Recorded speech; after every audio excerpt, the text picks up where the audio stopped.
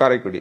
ஏன் காரைக்குடியை சூஸ் பண்ணீங்க? இந்த இந்த களம் நல்லா இருக்கும் அப்படின்றது ஏதாவது ஒரு வியூகம் இருக்குல்ல? ஒவ்வொரு இதுக்கும் ஒன்றும் இல்லை, எங்கேயும் நிற்கலாம். ஒரு பொது தலைவன் ஒரு குறிப்பிட்ட தொகுதியில் நிற்கணும் அப்படிங்கிறது இல்லை.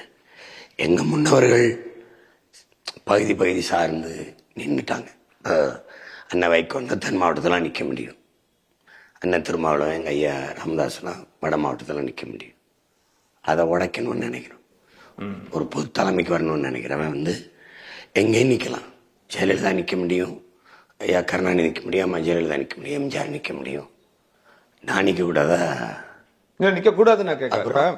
ஒரு ஒரு இப்ப கடலூர்ல சூஸ் பண்றீங்க அப்படின்னா அதுக்கு ஒரு என் இனம் சாராத யாரும் எங்கேயும் நிக்கலாம்.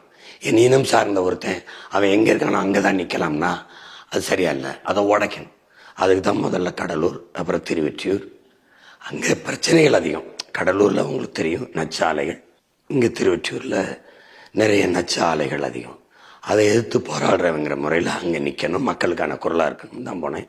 அது உங்களுக்கு தெரியும். அதனால தான் இங்கே இந்த வாட்டி காரைக்குடியில் நிற்கிறது காரைக்குடி ஒரு குறிப்பிட்ட ஒரு தலைவன் இந்த சாதி ஓட்டுக்கு நின்னா, இந்த மத ஓட்டுக்கு நின்னான்னு வரக்கூடாது. பொது தலைமை. அப்போ அதில் காரைக்குடி பொதுத்தலம், அதனால அங்கே நிற்கிறேன்.